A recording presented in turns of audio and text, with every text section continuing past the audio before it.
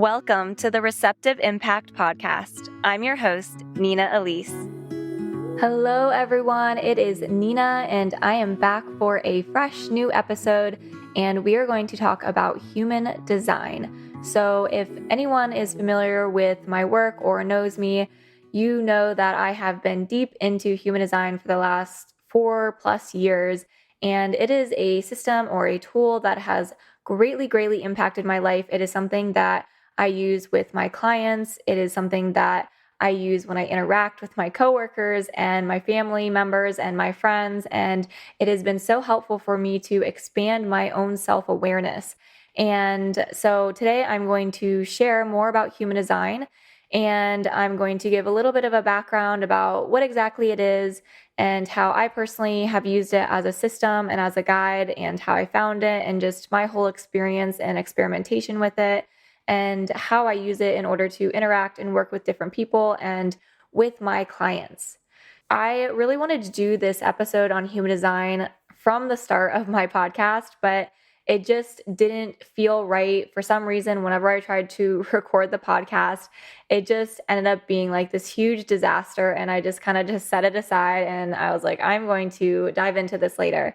And I feel like there was a reason for that. And part of that is because, as you go into your experiment with human design, and the more that you use it in your life, your perception of it starts to shift and change, and how you interact with that system, it changes. And so I feel like the past 6 months or so, or however long I've had my podcast up, a lot has shifted and changed in the way that I view the world and how I actually use this system with myself and with my clients. And so I feel like I am going to be able to give you guys a much more broader perspective and a more enriched way of how to work with human design as a system. And I recently presented at an event the other weekend, and I had so much fun talking about it. And I was like, I could talk about this for the next 10 hours. And I really just kind of forgot how much I really love talking about all things human design. And it's something that I still share on my social media on Instagram. And I do human design videos, but more specifically to my type, which I'll go into a little bit more in depth in this podcast. But the way that I use human design or share it is more sharing my experiences. So it's not like this is how it is and this is how you need to use it. It's more experiential knowledge or wisdom that I share based on my own experiences. And so there are different ways that a person can share or use this system, and that is personally how I have used it. So for those who are manifestors, you are the lucky ones that get to benefit from me sharing and working with the system more specifically to that type. So just to begin with human design, I'm just going to give you this breakdown of what exactly it is and where it came from, and how you can personally use it. So human design is a system that combines the I Ching, astrology, the Kabbalah tree, the Hindu Brahman chakra system, and quantum physics to basically create this unique blueprint or bodygraph for each person based on their exact birth date, time, and location of birth. And so it's this huge mashup of all of these ancient systems that have been around for years and years and years, and all combined into one. And the depth of this system is incredible. Like, you could study a sliver of it and not even go that deep into it and explore it for the rest of your life. And so there's just so much that you can go in and experiment with and play with this system. And a lot of people approach human design as more of a surfacey thing where you learn the basics, and even that is helpful. So it's, again, something that you can use very simply, or it can be something that you really connect with and you dive very deep into. And there's no right or wrong with any of that. It's just more of, what are those things that you connect with, and how do you want to work with this? I like sharing the whole background around human design because it's very mystical. It's really amazing, incredible how everything connects with all of the different systems. Because, with the I Ching, you have those 64 gates and codons that match up with the gates in human design. And so there's similarities and pairings between these different systems. And then you have the chakra system that is paired with the centers that are in the human design system.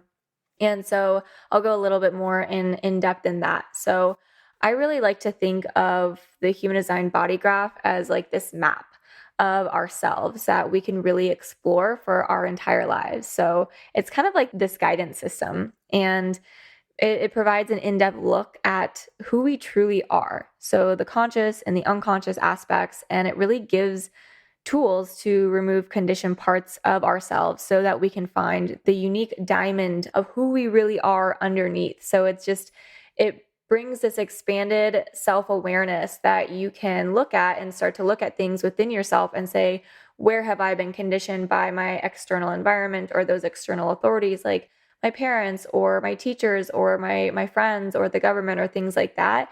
And it brings you back to your own internal guidance system, your strategy and your authority to live a life that is from a place of sovereignty versus allowing other people and external things to constantly dictate you. And so I really like human design from that perspective because it's very empowering. It's basically you get to hang out with yourself and learn about yourself deeper and deeper and deeper the more that you go into the system and work with it. And for me, the process has honestly been like becoming my own best friend, which is like really incredible because when you learn about your design, it's like this blueprint, and it gives you permission to accept parts of yourself that you may have suppressed your entire life, like these skills and these gifts, because we thought we had to be in this box and we had to live a certain way. And it helps us to discover and experience very deep inner peace and self-love in a lot of ways. And what I really like about human design is that it's not here to tell you what to do or even what to believe. It's here to show you how to be the most aligned version of yourself by bringing yourself back to you and your body in that internal guidance system through your strategy and your authority, and stepping into and really owning aspects of yourself, the good and the bad, which really aren't like, I don't really like to label anything as good or bad, but from like a societal standpoint, we might say, well, this is like a really beautiful gift. And then here's like the shadow aspect of something where we might be acting out of alignment with who we are, out of alignment from a place of love. That's one thing I also really appreciate about human design, because there is so much shadow work that is wrapped up in the system that you get to become aware of, because it's not just, you're learning about, your centers and your strategy and your authority. You're learning about, oh, I do this thing, and this is because I'm taking on the conditioning from this person in my open heart center, and I'm trying to prove something. And so you get to dive deeper into that if you have the courage to be honest with yourself about these potentialities and own them within yourself, and be the observer and contemplate and sit with this and say, where may I be playing this out in my life? And so a lot of this process of diving into your human design is really just like peeling back layers and really getting to know yourself and saying, how can I use this as like a map to play around with and experiment with and say, does this resonate with me or does this not resonate with me? And that is where you learn to take back your sovereignty and your power to say, this is a life that is in alignment for me and with me.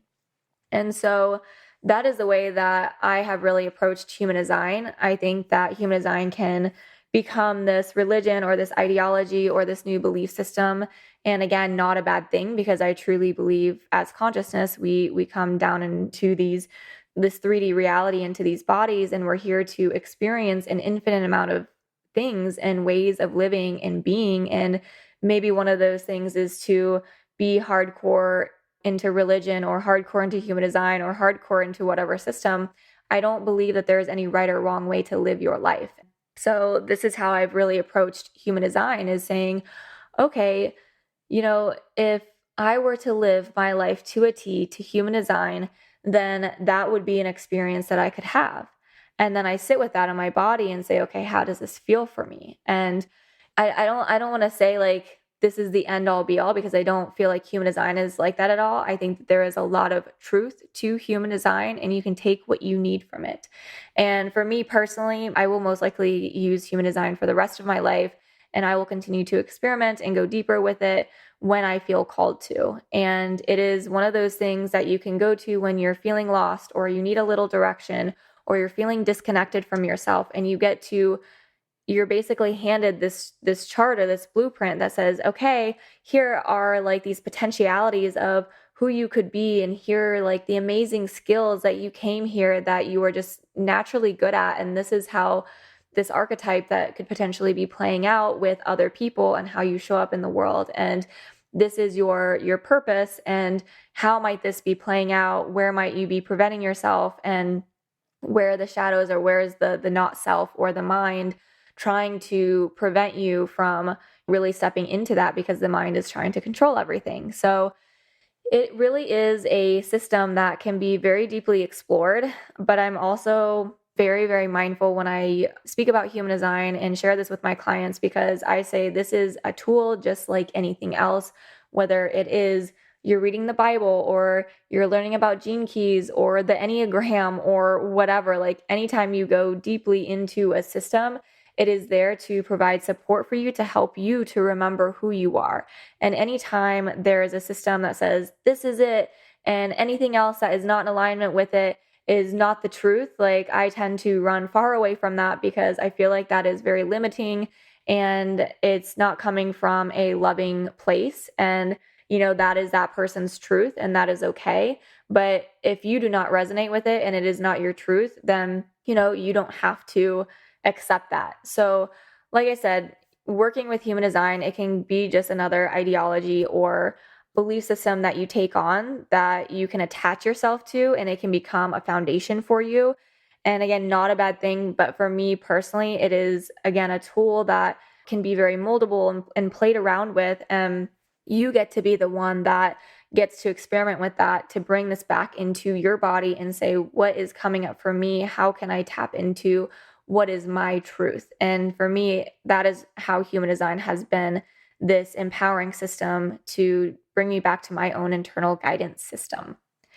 So with all of that being said, I'm going to give this basic overview of human design, and kind of like just the basics of when you're first starting out that you really want to get a grasp or understand about.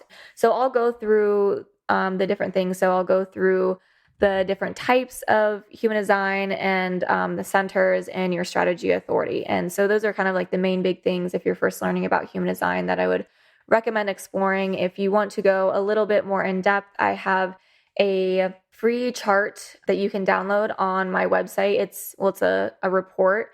So there's like 45 pages or more depending on your design, and it's uniquely catered to what your human design is. So you'll get that custom report for free. So if you go to my website at nina-elise.com, you can see there's a link at the top of my website called The Big Leap. And if you click on that and you just fill your information out through that process, then you will get that free report. So after this podcast, if you want to go more in depth, I highly recommend going there as like the next step to exploring and integrating that information. But for the purpose of this podcast, if you want to go to my website at nina-elise.com, if you're not familiar with human design or you don't know your design, that first landing page that that shows up on my website, you can input all of your birth date and time and location.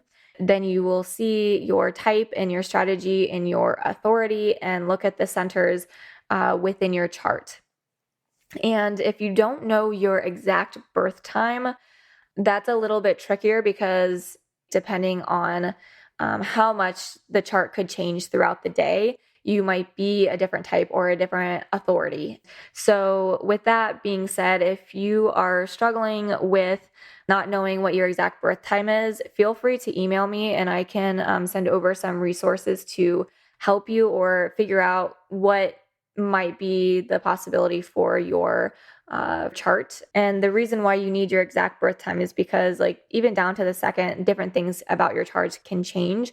And so that's why it's so important to have the exact time. So if you're not sure, again, email me at hello@nina-elise.com. I'm happy to help you out with that. If you go and put in your like a guest time, then you can follow along with this and see, oh, I resonate more with this type or this strategy or authority. And you might be able to say, okay, this is where I feel like it lands more for me. So with all of that being said, I'm going to go into what exactly is human design in a little bit deeper level than what I just shared about the background of it. So with human design, when you put in your exact birth date and time, you have 4 different types that could show up that you could potentially be. So you have the generators and the manifesting generators. So this is just one type is the generator. So you have the pure generator and the manifesting generator. And the generators make up about 70% of the population. And they have a defined sacral center in their chart. They have this life force energy that is here to really take action and here to just respond to life. And it's very powerful. It's like this motor that is constantly running in the generators. So yeah, they're about 70% of the population. And then next up, we have our projectors, which are about 21% of the population. And they are here to guide. And they are basically masters of managing energy efficiently. So they are ideal leaders.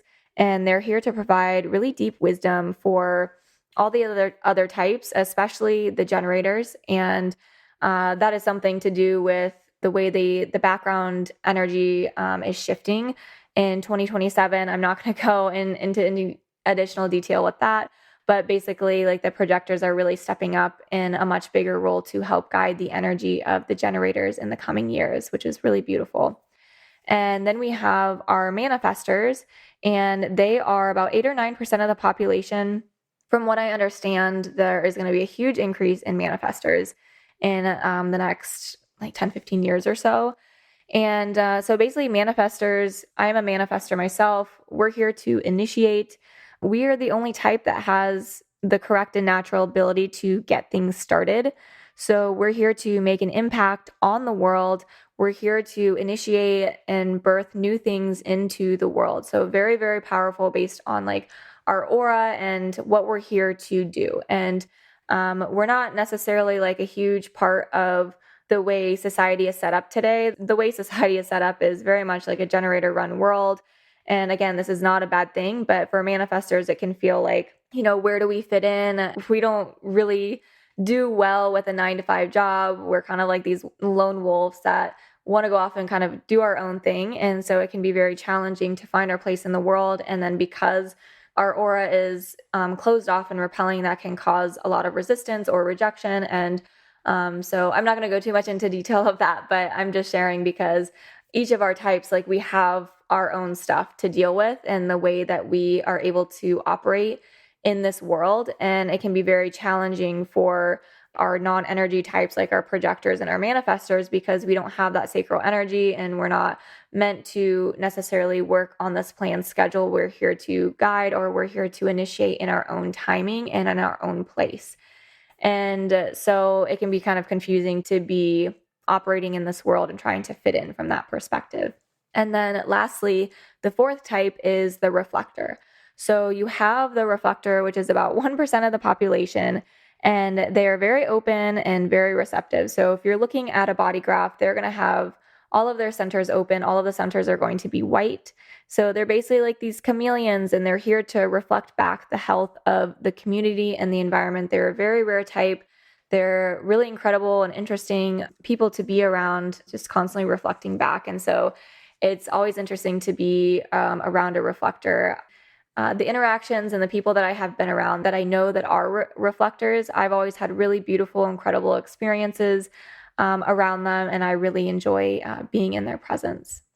So I'm going to go into the centers of the body graph. So like I mentioned, the centers, they are based on a 9-centered chart or 9-centered like chakra system. So you have the 7-centered chakra system, and with human design, we have basically evolved into a 9-centered system. And so when you look at the body graph, you're going to see 9 centers that are in alignment with the chakra system. However, there's going to be 2 additional centers, which are the G center and the spleen. And so the G center is all about identity and love and direction. And then you have the spleen, which is a very primal center. It's all about intuition, and it's just a very primal center. And so those are the differences from outside of what's presented in an actual 7 chakra system, but pretty much very similar, the same energies that are expressed in all of those 7 centered systems. And when you go through the chart, you might be looking at your chart and you're like, why are some colored in? Why are some white? The ones that are colored in, those are aspects of your chart. That is the energy that you are here to bring. It is a very consistent energy that you bring to the table to when you're interacting with other people. And the centers that are white or open, those are the centers where you're taking in information. You're here to gain wisdom in this lifetime. You can take on other energies and themes from other people when you are around them and they have that defined center and yours is undefined or open. And so this is a huge learning experience to really get to know who you are, what your defined centers are, what those energies are, so that when you are around other people who have those defined centers where you are undefined, you know when you are picking up and taking on other people's energies. And that is where you get to learn in this game of life.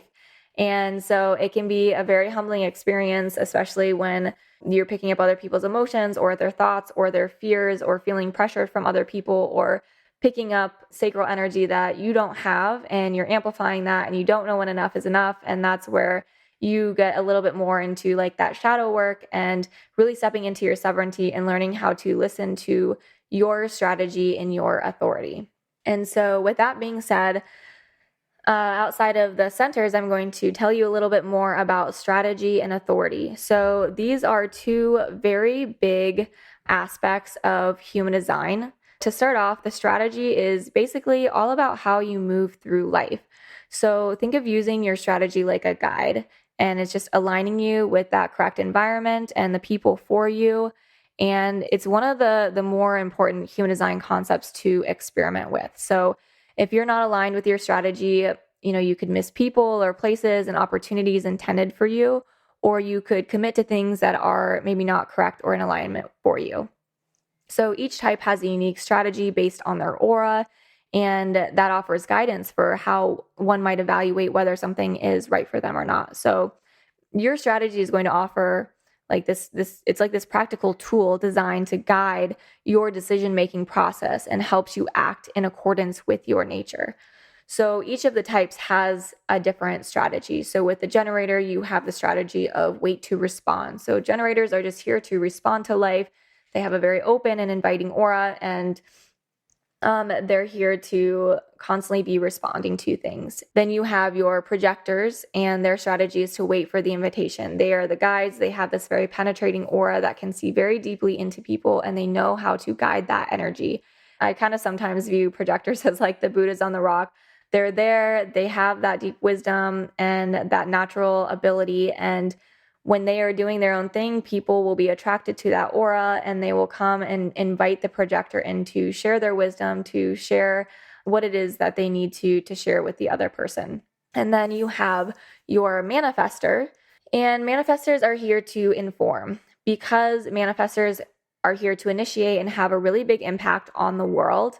Like the manifestors, we need to communicate. We need to tell other people what we're doing, because when we get urges to bring newness and birth these new ideas into the world, we initially want to react and we want to just go full on and execute and initiate whatever that urge is. However, we can get into trouble in the sense that, other people are around us and we don't necessarily know what the heck it means to inform, because other people are wondering what we're doing and they can cause resistance to us. And when we begin to inform other people who are going to be impacted by our decisions and bringing this idea into the world, it's going to reduce the resistance from other people, and it's going to possibly even have those people say, how can I support you? So informing is basically just saying like, hey, this is what I'm doing. take it or leave it, but you need to know this because it's going to impact you in some way, whether it's directly or indirectly. So it's not about asking for permission when you are informing. It is simply communicating and sometimes over communicating so that other people know that we're up to, because our energy is so big and so impactful that when we do not inform or share what's going on in our own world that we're like constantly living in, it can impact other people and they can say, what the heck is going on? And so it's going to be that much more powerful when we use our defined throat center in order to communicate what it is that we are bringing into the world. And then you have your reflectors. Their strategy is to wait a full lunar cycle. So waiting about 28 days or so to see how the planets shifting and changing, the transits affect them, and then they can make a decision based off of that. So the reflectors are a little bit different than all the other types. So that is the strategy and what that means for each different type. And so I'm going to go into the authority. And so the actual authority is probably the biggest thing that you are going to learn with human design that is going to make the most impact for you. So when you learn about an authority, there's several different types. And the one that is the most popular is the emotional authority, and I'll go a little bit more in depth into this. So basically, an authority is all about who you listen to, and it's intended to align you with your inner guidance system.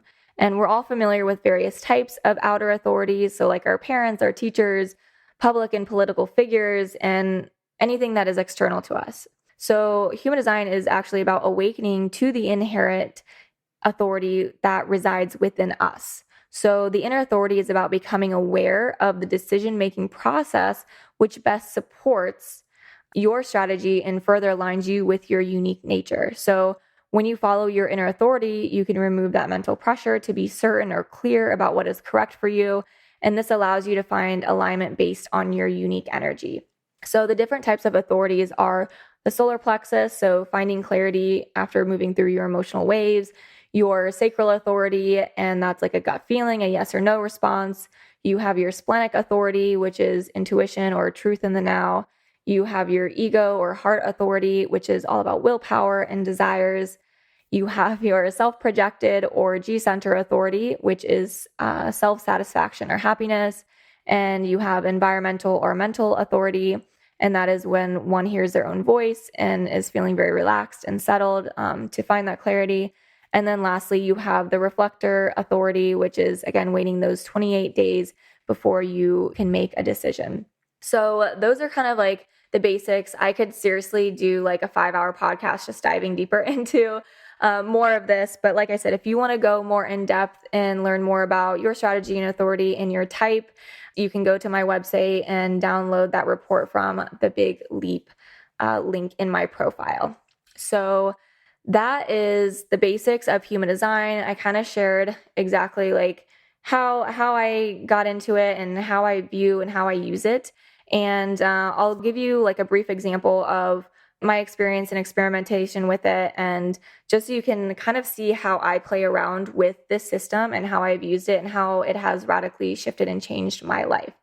So I discovered human design, or rather someone brought it to me over 4 years ago, and I was at a plant medicine ceremony and someone was like, you need to look at the human design stuff. And I was like, whatever, like I'm not interested in this, because I looked it up and it was like, oh, I'm a manifestor. And I was like, I've never manifested anything in my life. And that's not really what being a manifestor means. But at the time I was like, this is complicated, because when you look at your human design chart, you're like, what the heck am I looking at? There's so much that goes into it. And you honestly really need a reading with somebody to really understand what you're looking at with your chart. And so it took me a couple months before I really went back and looked at the system and was like, okay, there's actually something with this. And so I got a reading, and I just remember sitting there like in shock and just crying in that first reading, because it was like the first time in my life I felt seen. I felt like I was given permission to accept parts of myself that I had suppressed for so long.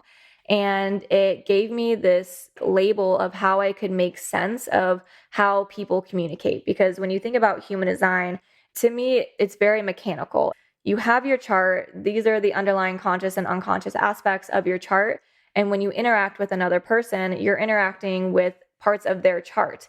And so it's just the mechanics of whether you are attracted to somebody or repelled by somebody. And human design just basically gave language to how I can communicate with other people, how I can learn about myself and expand my self-awareness. And so it was very profound in that aspect. And so I just dove straight into human design, and it was so helpful for my relationship at the time, the way that I interacted with other people, and I just could not get enough of it. So I began to play around with like, oh, okay, my entire life I was acting like a generator.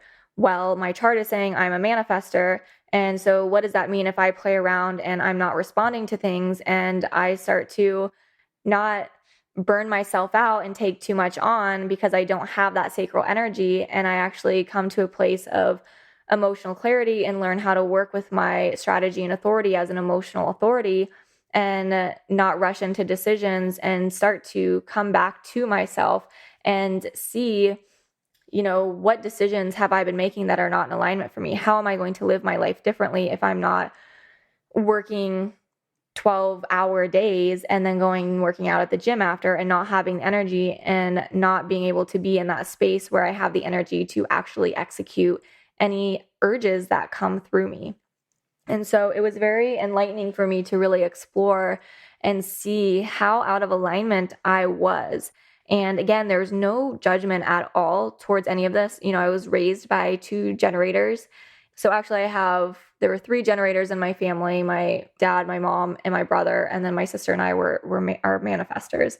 And so you can imagine like all of that conditioning to say, you need to live this life in this way. And I'm picking up energy, the sacral energy, and all these other energies from all of these people in my family. And I'm constantly being conditioned by it. And I didn't really know who I was, or just was so out of alignment with myself. And so when you enter into human design, they call it the human design experiment, where you go in and you're actively deconditioning all these parts outside of yourself. And so to me, it's not just human design. When you go into the deconditioning journey, for me personally, it has been like realizing that there are deeper layers of trauma and belief systems and emotions that are stored in the body. And so those are other layers that can be addressed through different tools like somatic therapy and working with your limiting belief systems and doing EFT tapping and all these other tools that I personally have used in my own path. But human design is very incredible because it can show you where that conditioning is. And so it is a lot of watching a train wreck. Is like the best way that I could explain it, is because you're like, oh my gosh, if I'm this type and I have been living my life this way as a generator my whole life, or a projector or whatever, and you realize like, holy crap, this is not really who I am.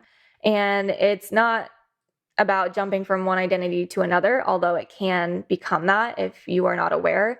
It is something that you can become aware of and say, okay, like if I'm not a generator and I'm a manifestor, what would it mean if I actually change this about my life? How does that feel in my body? What is my emotional wave when I have clarity saying about making this decision? Does this feel right or does this feel wrong? And so the whole system basically guides you back to yourself, to step into your sovereignty, to empower you to learn how to say, this is what is correct for me. This is what my body is telling me. This is where it is leading me, even though my mind is saying, what the heck are you doing? This doesn't make sense, because it has been so heavily programmed and conditioned by the external environment our whole lives. And so the last 4 years for me personally have been just kind of scraping off those layers of conditioning and doing all of this deeper work, because realizing I was like, wow, I really don't know myself. And I have been living my life doing all these things. No wonder I was unhappy. No wonder I was dissatisfied. And human design gave me the language in order to basically explain why I felt the way that I did. And it was very empowering, and it gave me more freedom in my life to explore something outside of like, this is where I'm at, but I don't know how to change. Human design, it was like another step, or again, like this blueprint that I was able to reference and say, oh, it was saying I'm supposed to like have, this specific channel or the specific thing about my chart. And it's actually really amazing skill that I came here to share with the world. And that's actually something that I was suppressing my entire life. So it gives you permission to explore potentialities that reside and live within you. And so that's what I really love about human design, because it's almost like this stepping stone to break you out of the box that you are in and help you step into a more empowering box. And I personally believe that human design can be a stepping stone, because if we are source or God, and we're experiencing life in this 3D reality in these almost like limited bodies, there are going to be tools that show up along the way that empower us to step out of our current boxes and that limiting thinking, to help us remember that we are limited beings. And so human design can be that for you. It can be one of those tools. So just like anything in life, when you are, say, for example, I'm just going to give this analogy. Say, for example, you're going into a forest and there are no paths in the forest. And so you get this big machete knife and you're just cutting down all these leaves and these branches and these trees and just making room for this path. And you're going down this path and you need the machete in order to cut down the trees and the plants and things like that. And then you get to the end of the forest and you're like, all right, this tool was so useful for me. And when you come out of the forest, you see this big mountain in front of you. And you're like, well, this machete is not as useful for this next part of my life or this next level of consciousness.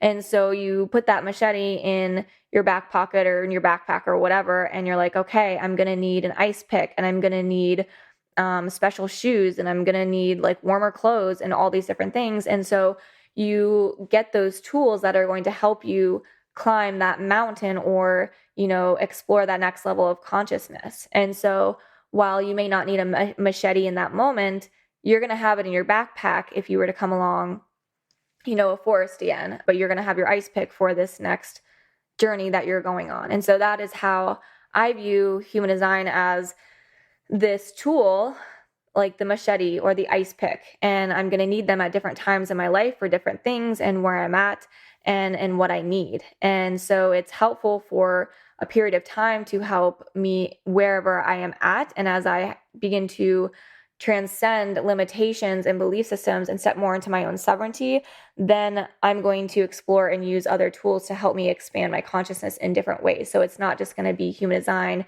and it's not this huge like end all be all.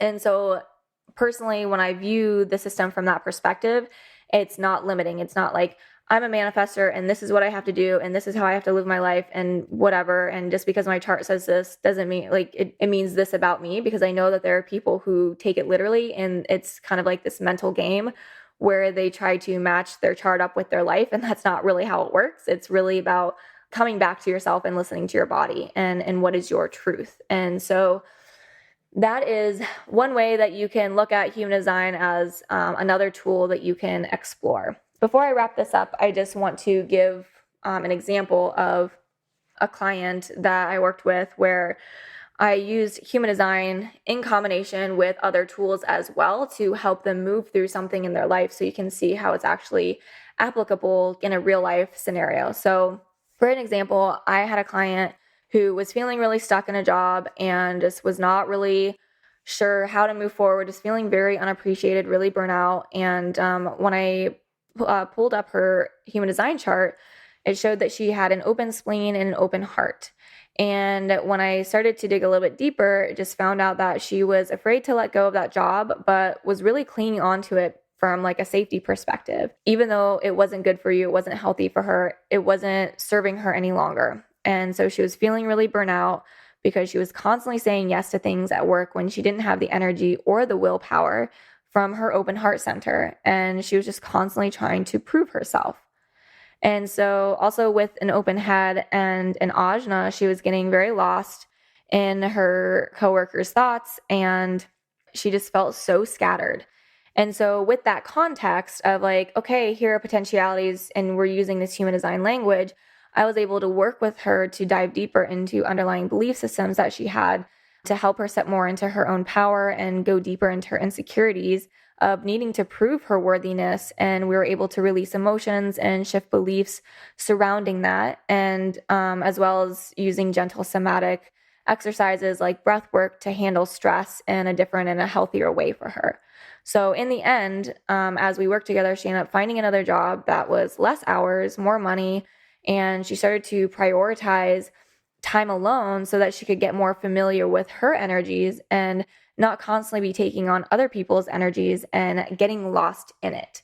And so that is just a quick example of how you can use the system and how it can benefit your life when you start to become aware of these shadow aspects or these parts of yourself where you may not be in alignment with yourself, and it's based on those underlying insecurities, or you have these fears or whatever. And so you can really use human design to your benefit to break you out of these boxes that you put yourself in, and you don't even realize that you have put yourself in those places. So that is all that I have to say about human design for today. A really brief overview. I say brief, I think I've been talking for like 40 minutes or so, but this has been my experience with human design so far. I could talk so much more about it, and maybe I will go more in depth into the different types and the different parts of human design charts in later episodes. But I really wanted to share this perspective because not many people are familiar with human design. It's starting to get a little bit more popular, and I think people can view it as like this Enneagram or whatever, and it's so much deeper than that. And you can use it as a tool that is very empowering for you to step more into your authenticity, to step more into coming back to your internal guidance system. And so I feel like when it is explained that way, it's much more empowering, and it can be looked at as something to be curious about and something to have fun with, and to remove any shame or like I'm doing this right or I'm doing this wrong, because to me, that's not what this system is used for at all. It is meant to be an experiment to look at and say, wow, like there are other possibilities that I can actually be living my life that will make my life so much more easier, that will allow me to love and respect myself more because I am choosing and making different decisions that are in alignment to me, because I am in touch with myself and my higher self, with source, with my internal guidance system, with my authority, whatever you want to call it. To me, it's all the same thing. And it just allows for you to have a more beautiful life that you feel good about. And even though things might be falling apart or crumbling to the ground, you at least are more grounded and in touch with yourself. So you're reacting to that differently. You're viewing and perceiving it differently because you have that foundation and that groundedness within yourself. And that is how human design can help you in that way. So I hope all of you enjoyed this episode about human design. Again, this was like a long time coming. I've been wanting to do a podcast on this, and there's just so many different things that I have to say about this system and the impact it has had on my life. And, I'm not the same person I was even just a year ago. And the system has been something that came into my life when I was feeling very lost and gave me this foundation to step on and to explore and get to know myself on a much deeper level and expand my self-awareness, and then also start to perceive the world and other people in a different light with more love and compassion, because really understanding we are all so different and unique, and honoring and respecting that, even though it is different than my chart or how I perceive the world. It gave me language to say, oh, that person is a projector and this is how they respond and react to things. And before I might have judged them for that. And now I'm like, oh, okay, that's just who they are. And I accept them for who they are. And so there are so many beautiful things that come from using the system in different ways. And again, if you are not aware of what your type is, or what you haven't seen your chart before, you can go to my website at nina-elise.com.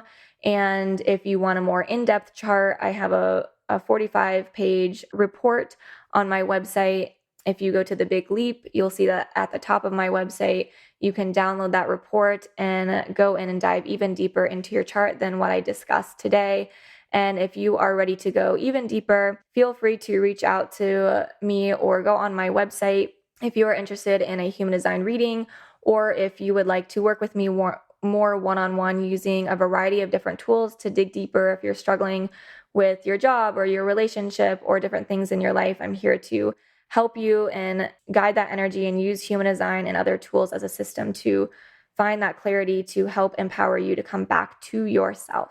So thank you all so much for joining me today and listening all about human design. This is a true passion of mine, and I'm so happy that I get to share this with all of you. And I will see you guys all on the next episode. Bye.